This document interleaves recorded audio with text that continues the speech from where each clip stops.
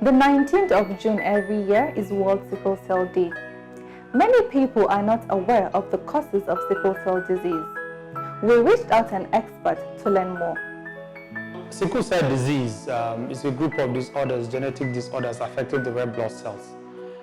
And I want to be very basic as possible in explaining it. So, in a normal red blood cell, the shape of red blood cell is circular. But in a red blood cell of somebody that has sickle cell disease, it's sickled. And what that means is that because of that shape, it becomes sticky. And as it becomes sticky, the way it moves through blood vessels is affected. It is easier for those sickle cells to clump together. And when they clump together, you can imagine that the motion of the blood now becomes sluggish. It is easy for blood vessels to get clogged because of those sticky red blood cells that stick together. And that is really the basic mechanism to understand why people who have sickle cell disease have the kind of symptoms that they have. We spoke to Margaret, whose 3-year-old baby was recently diagnosed with sickle cell disease in Abuja. She shared how she learned that her daughter has sickle cell disease.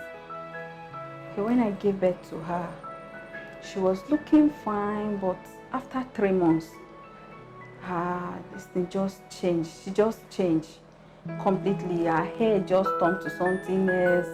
She started having hotness of body. Her body will be paining her all around.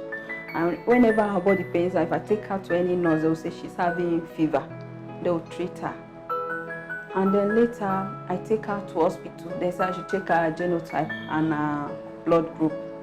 When I take her now, then check her, then find out that she was, her blood group was O positive, her genotype was AA.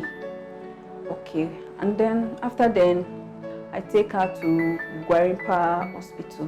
When I get there now, they still check her blood group and her genotype. We now find out that she's SS. So when they told me, I wasn't happy. I was just crying throughout that day.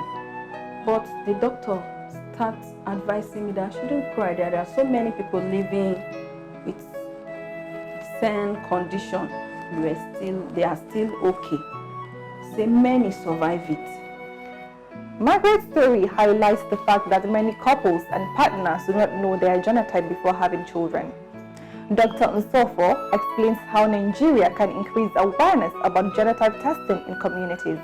I think it's a question of improving communication, health communication to people, and also hoping that communication to people would lead to change in behavior. And to me, really, I think because Nigeria is a deeply religious country, where people also respect and revere their religious leaders, those will be, my first constituency for us to really begin to reach out to the right information.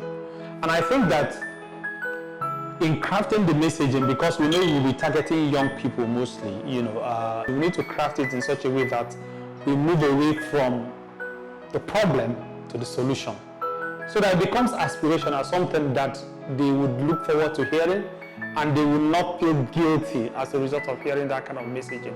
Margaret shares why she believes that intending partners must get a genotype test before having children.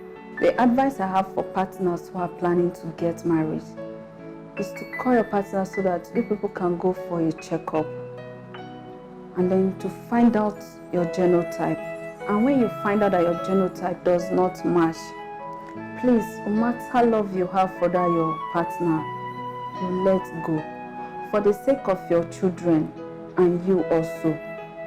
Because when the children suffer it, you also will suffer it.